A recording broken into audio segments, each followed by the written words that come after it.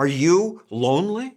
You must be, because headline after headline says loneliness is everywhere in America. There's a mass loneliness crisis going on. Loneliness is an epidemic. We are absolutely in a loneliness crisis. As usual, the media are just wrong. Loneliness isn't getting worse. Nothing to back it up?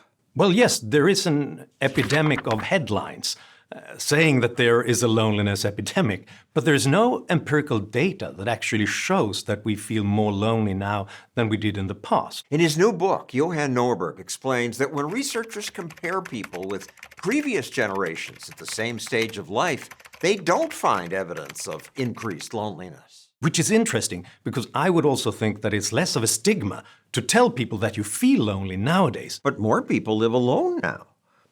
I would think that would make more people lonelier. But the interesting thing, and this is what they never tell you in the reports, is that people who live alone and spend less time surrounded by other people are also more happy with those relationships. Not only that, but when people around the world are asked, do you have relatives or friends you can count on to help you?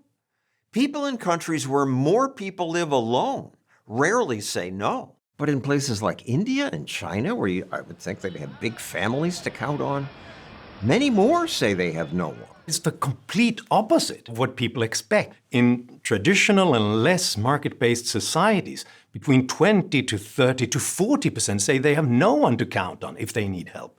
Whereas in the richest and most individualist societies, it's in the low single digits. It's the opposite of what the scaremongers tell us, which is that capitalism makes us feel lonely and empty inside. One of the huge sources of loneliness is capitalism. Capitalist values of ruthless greed and competition. The material incentives of capitalists isolate us from nature, each other, and ourselves. It's a miracle we aren't even lonelier. I understand why those charlatans get an audience, because, yeah, at times we all feel lonely and life and relationships are hard. But Norberg's new book points out the many ways capitalism makes life better, including making people less lonely. Every poll we're looking at shows that people say that they're less lonely in the most market-oriented societies. The Human Freedom Index ranks how free and market-oriented societies are. Not only are people less lonely in these capitalist countries, but if you increase freedom by 1 point, you reduce loneliness levels by 6 percentage points. Under capitalism, people compete. Sounds divisive. Sounds like it would pull us apart. Feudalism, communism, fascism, that's divisive. That's all based on getting resources by taking them from somebody else. What capitalism does is that it forces us to think about, what do the other guy want? To sell someone anything, you have to please them. The most important aspect of capitalism is cooperation. And that's why you constantly hear every time you buy something this double thank you. Thank you. Thank you. You say thank you, and they thank you. Thank you. It's weird. You both say thank you. You both feel you won. I'm brought up with the idea that I should say thank you when somebody has done me a service. But in the market economy, we do each other services constantly. That's how we get richer. No deal ever happens unless both parties think that they benefit more from doing that. And here's another twist to that. You argue capitalism makes us generous? It sounds surprising, and this surprised the researchers as well. For many years, lots of researchers around the world have been looking at how generous are people when they're playing different economic games. You're not allowed to communicate what you're thinking, talk about the decision you're making until you make it. There are many real-life tests of that.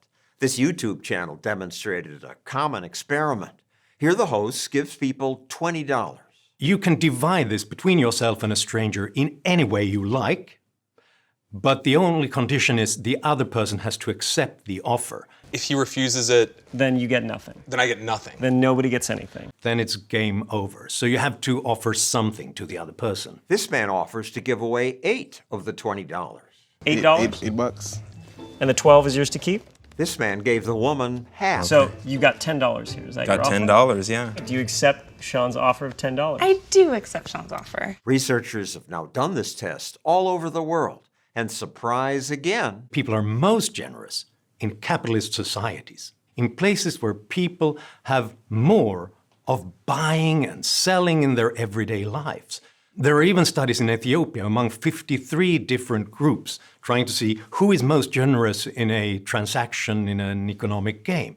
And it shows you that the closer people live to marketplaces, the more generous they are. So if they constantly buy and sell and negotiate, they begin to take other people's interests into consideration. That's what markets do. They do affect our character, but not in this way that the critics say that it makes us more divisive and aggressive and neglect the interests of others. It makes us more generous. In other words, capitalism doesn't just make people richer, it makes us nicer. Thanks for watching this video. If you're feeling generous, please consider supporting our channel by donating to the Giving Tuesday campaign by clicking that button. All donations now will be matched by a generous donor.